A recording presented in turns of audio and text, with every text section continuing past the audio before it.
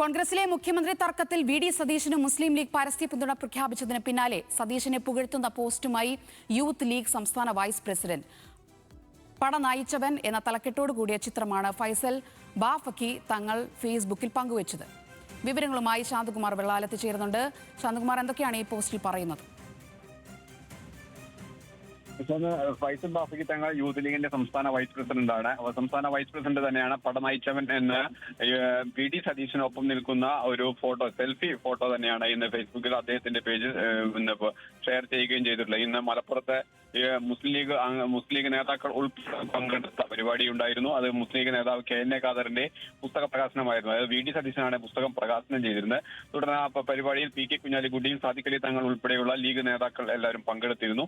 ആ ചടങ്ങിൽ പങ്കെടുത്തതിന് ശേഷം പുറത്തിറങ്ങിയപ്പോഴാണ് ഇത്തരത്തിലുള്ള ഒരു സെൽഫി എടുക്കുകയും ചെയ്തിട്ടുള്ളത്. അതാണ് ഇപ്പോൾ യൂത്ത് ലീഗിന്റെ സംസ്ഥാന വൈസ് പ്രസിഡന്റ് തന്നെ അത്തരത്തിലൊരു അദ്ദേഹത്തിന്റെ ഫേസ്ബുക്കിൽ ഈ പട നയിച്ചവൻ എന്ന പേരിൽ ഈ ചിത്രം പങ്കുവയ്ക്കുകയും ചെയ്തത്. കാരണം ഇന്ന് രാവിലെയാണ് മുഖ്യമന്ത്രി ചർച്ചയെ കുറിച്ചുള്ള അഭിപ്രായങ്ങളിൽ ഇന്ന് മുസ്ലിം ലീഗ് തന്നെ ഒരു നിലപാട് വ്യക്തമാക്കും വിധം അഭിപ്രായം പ്രകടിപ്പിച്ചത് അത് സാദിഖ് അലി തങ്ങളായിരുന്നു.